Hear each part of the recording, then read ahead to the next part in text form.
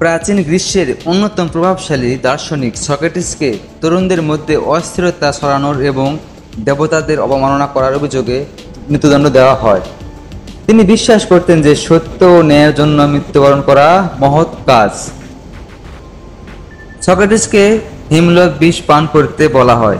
মৃত্যুর আগে তিনি তার শিষ্যদের বলেন, মৃত্যুকে ভয় করো না, কারণ এটি একটি অজানা বিষয়। বিষ পান করার পর তিনি ধীরে ধীরে চেতনা হারাতে থাকেন, কিন্তু তার সাহসিকতা ও দৃঢ়তা অটুট ছিল।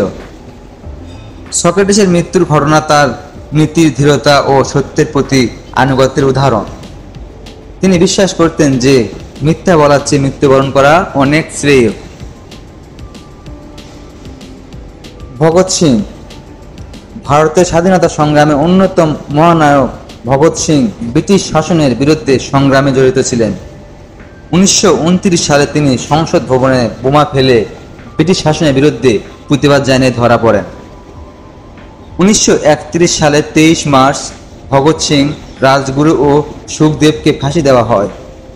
ফাঁসির মঞ্চে ওঠার সময় তিনি ধীরে ধীরে এবং দৃঢ়তার সাথে মঞ্চে ওঠেন এবং শেষবারের মতো ইনকিলাব জিন্দাবাদ ধ্বনি দেন। তিনি হাসিমুখে ফাঁসি তৈরি গ্রহণ করেন। ভগৎ সিং এর মৃত্যু সাহসিকতা ও দেশের প্রতি অকৃত্রিম ভালোবাসার প্রতীক। তিনি মৃত্যুকে ভয় না করে সাহসিকতার সাথে তা গ্রহণ করেন। জোয়ান অফ আর্ক ফ্রান্সের এই জাতীয় বীরাঙ্গনা ইংল্যান্ডের বিরুদ্ধে যুদ্ধ করার জন্য ও ধর্মবিরোধিতার অভিযোগে মৃত্যুদণ্ড পান। তিনি স্বপ্নে স্বর্গের নির্দেশ পেয়ে ফরাসি সৈন্যদের নেতৃত্ব দেন এবং তাদেরকে যুদ্ধ জয়ে সহায়তা করেন। 1431 সালের 30 মে জোয়ান অফ আর্ককে রোয়েনে জীবন্ত দগ্ধ করা হয়। মৃত্যুর মুহূর্তে তিনি তার সাহসিকতা ও ঈশ্বরের প্রতি বিশ্বাস ধরে রাখেন। তিনি দগ্ধ হওয়ার সময় ঈশ্বরের নাম জপ করেন। জোয়ান অফ আর্কের মৃত্যু সাহসিকতা ও ঈশ্বরের প্রতি গভীর বিশ্বাসের প্রতীক।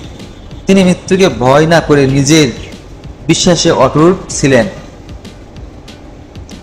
আর্নেস্টো চে গুয়েভারা কিউবার বিপ্লবের একজন প্রধান নেতা ছিলেন। তিনি ফিদেল কাস্ত্রোর সাথে কিউবার বিপ্লব পরিচালনা করেন এবং পরবর্তীতে অন্যান্য দেশেও বিপ্লবী কর্মকাণ্ডে জড়িত ছিলেন। 1967 সালে বলিভিয়ার ধরা পড়ার পর তাকে মৃত্যুদণ্ড দেওয়া হয়। মৃত্যুর মুখোমুখি দাঁড়িয়ে তিনি বলেছিলেন, shoot coward, you are only going to kill a man. Che গুয়েভারার মৃত্যু সাহসিকতা ও বিপ্লবী চেতনায় উদ্দীপ্ত। তিনি নিজের আদর্শ ও মুক্তির প্রতি গভীর বিশ্বাসে অটুট ছিলেন।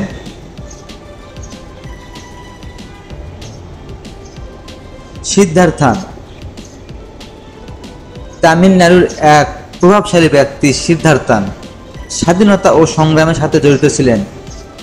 ব্রিটিশ শাসনের বিরুদ্ধে বিদ্রোহ করার জন্য তাকে গ্রেপ্তার করা হয়। ফাঁসির মঞ্চে দাঁড়িয়ে সিদ্ধার্থান হাসি মুখে বলেন, আমার মৃত্যু আমার দেশের মুক্তির পথ খুলে দেবে। মৃত্যুর আগে তিনি তার সহযোদ্ধাদের সাহসিকতার কথা বলেন। সিদ্ধার্থানের মৃত্যু দেশের প্রতি গভীর ভালোবাসা ও মুক্তির আদর্শের প্রতীক। তিনি মৃত্যুকে ভয় না করে তার আদর্শে অটুট ছিলেন। নাজিম হিকমত তুর্কি কবি ও বিপ্লবী নাজিম হিকমত বিপ্লবী কর্মকাণ্ডের জন্য বহুবার কারাবরণ করেন। তার লেখা কবিতায় তিনি বিপ্লবী চেতনা ও সাহসিকতার কথা তুলে ধরেন। মৃত্যুর মুখোমুখি দাঁড়িয়ে নাজিম হিকমত হাসি মুখে বলেন, আমার কবিতার শব্দগুলো কখনো মরে না, তারা জীবিত থাকবে। তার মৃত্যু সাহসিকতার প্রতীক হয়ে আজীবন থেকে রবে। নাজিম হিকমতের মৃত্যু সাহসিকতা ও বিপ্লবী চেতনার প্রতীক। তিনি মৃত্যুকে ভয় না করে নিজের আদর্শে অটল ছিলেন। মেরি স্টুয়ার্ট স্কটল্যান্ডের নারী মেরি ষড়যন্ত্রের কারণে ইংল্যান্ডে মৃত্যুদণ্ড পান। তিনি নারী এলিজাবেথের বিরুদ্ধে ষড়যন্ত্র করার অভিযোগ ধরা পড়েন। 1587 সালের 8ই ফেব্রুয়ারি মেরি স্টুয়ার্টকে ফাঁসি দেওয়া হয়। মৃত্যুর মঞ্চে তিনি শান্ত ও সম্মানের সাথে নিজের মাথা নিচু করেন এবং প্রার্থনা করেন। মেরি স্টুয়ার্টের মৃত্যু সাহসিকতা ও সম্মানের প্রতীক।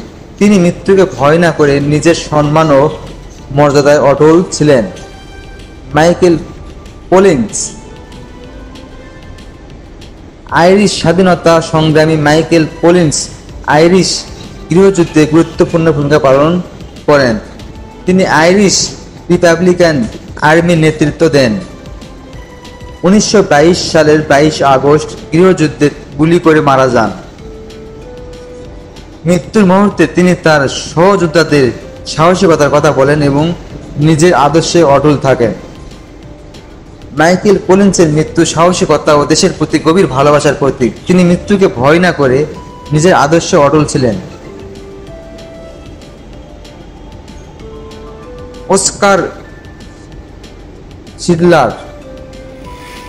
দ্বিতীয় বিশ্বযুদ্ধের সময় নাজি বাহিনীর হাত থেকে অনেক ইহুদিকে বাঁচানোর এই ব্যক্তি নিজের জীবনের ঝুঁকি নিয়ে তাদের নিরাপদ আশ্রয় দেন। যদিও অস্কার শিডলার সরাসরি ফাঁসিতে ঝুলেননি, তার মৃত্যু মানবতার প্রতীক।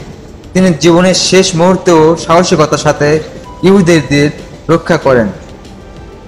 অস্কার শিডলারের মৃত্যু মানবতার প্রতীক। তিনি মৃত্যুকে ভয় না করে নিজের আদর্শ থেকে অটল ছিলেন। লক্ষ লক্ষ ইহুদিদেরকে তিনি বাঁচিয়েছিলেন। নিকোলাস সেকু। রোমানিয়ার স্বৈরাচারী শাসক নিকোলাস সেকু তার স্ত্রী এলেনা সেকুকে বিদ্রোহের সময় ধরা পড়ে এবং মৃত্যুদণ্ড দেওয়া হয়। 1989 সালের 25 ডিসেম্বর সেকু ও তার স্ত্রীকে ফাঁসি দেওয়া হয়।